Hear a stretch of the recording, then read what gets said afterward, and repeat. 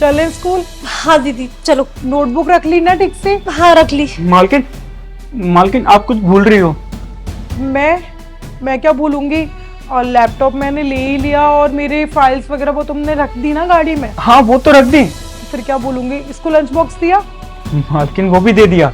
तो क्या हुआ लखन, मैं क्या बोल रही हूँ, देखो इस टाइम मुझे जाने दो, ऑलरेडी मैं लेट हो रही हूँ। चलो। मालकिन आप ना अपनी सोने की चेन भूल रही हो। सोने की चेन? जो मालिक ने दी थी आपको।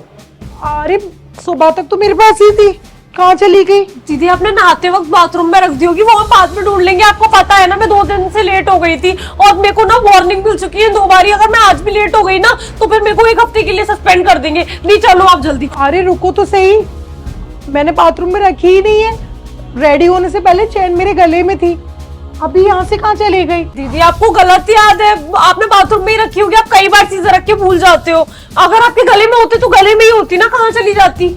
मालकिन देखिए, अगर आप उस चैन को अभी ढूंढोगे ना तो मिल जाएगा, लेकिन बाद में वो चैन कहीं बाहर चली जाएगी।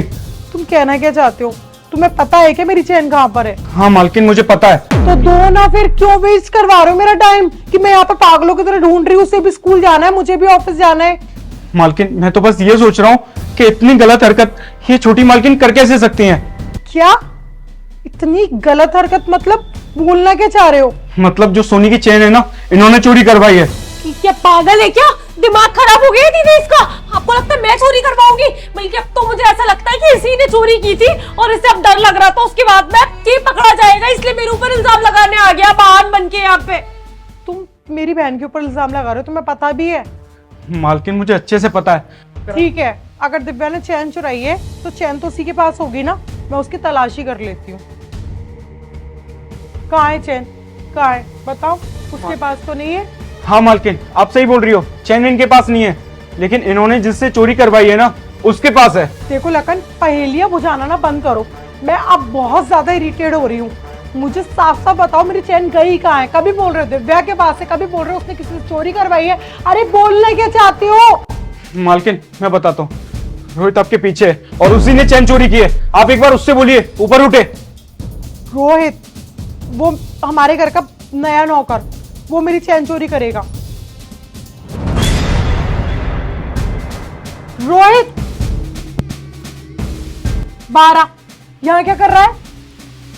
मालकिन जबकि चैन जो काट रहा था, छुपेगा तो वही ना, पूछिए आप इससे। ये क्या है?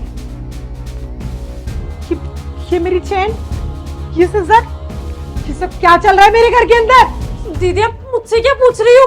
मुझे नहीं पता इसने चोरी की है। मुझे तो लगता है इन दोनों की मिली हुई साजिश है और उसके बाद इसे डर लगाने से सारा इल्जाम इस पे लगाया है और मुझे इंक्लूड कर दिया है। आपको लगता है मैं चोरी करूंगी? अरे मैं क्यों चोरी करूंगी अपने घर में? हो जाओ दिव्या, जिसने चोरी करी है ना मैं उसी से पूछ लेती हूँ। इधर आ। क्या है ये सब? हाँ मेरे गले में तो सोफे के पीछे छुपकर इस कार्टून में बैठ के चोरी कर रहा है। हाँ तुम जैसे लोगों की ना यही प्रॉब्लम होती है। तुमसे थोड़ा हंस के बात क्या कर लो, तुम लोग ना सर पे चढ़ के ना नाचना शुरू कर देते हो।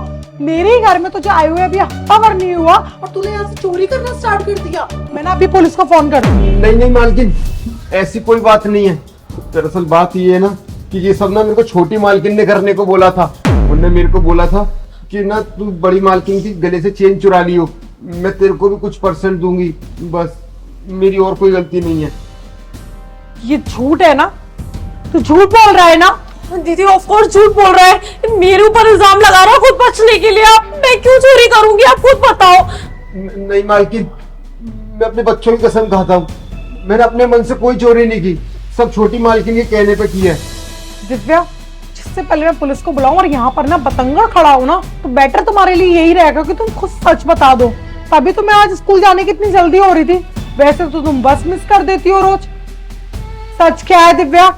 हाँ दीदी वो चोरी मैंने ही करवाई थी। वो क्या है ना कि स्कूल ट्रिप जा रहा था और मैं आपसे बोल भी रही थी कि मुझे भी जाना है, पर आप मना कर रहे थे, आप मान ही नहीं रहे थे। अच्छा मैं मान नहीं रही थी?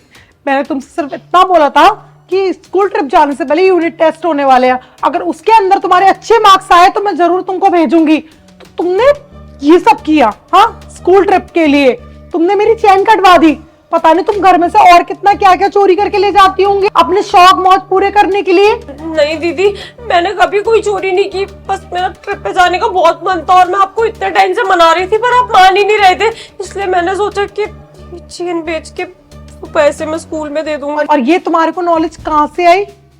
तुम्हारे स्कूल में तुम्हारे साथ के बच्चों ने दी होगी, है ना? वो भी इसी तरीके से अपने घर में चोरी करते होंगे। तुम्हारी तो संगति ही गलत है। पर तुम ऐसे नहीं बचोगी।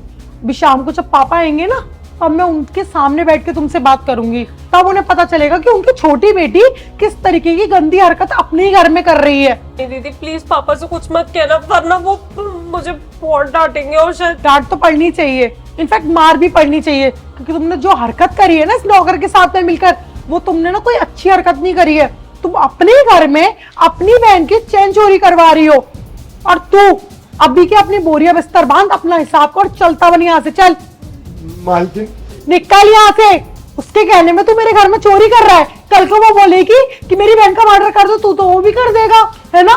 तुम दोनों को वैसे उम्मीद ही नहीं होगी कि लखन मुझे ये सब आके बता देगा। मैं आपसे कह तो रही हूँ, आप प्लीज मुझे माफ कर दो, मैं सच में दोबारा ऐसे। भाई नौटंकी ना मेरे सामने करने की कोई जरूरत नहीं है, समझे तुम? मालकिन आपको पता है, छोटी मालकिन ने ना मुझसे भी बोला था ये काम करने के लिए, लेकिन मैं ठहरा वफादार, ये चीज करने से रहा।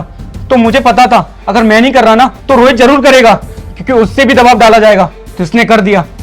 देखो लखन, तुमने अपनी वफादारी जिस तरीके से निभाई है ना, उसके लिए ना मैं अप्रिशिएट करती हूँ तुमको, लेकिन जो रोहित ने किया है ना, वो ना गलती और या फिर दबाव में नहीं किया है उसने, वो उसने जानकर किया है, क्योंकि दोनों के बीच में डील हुई थी बेचने की चैन को और आधा आधा पैसा रखने की।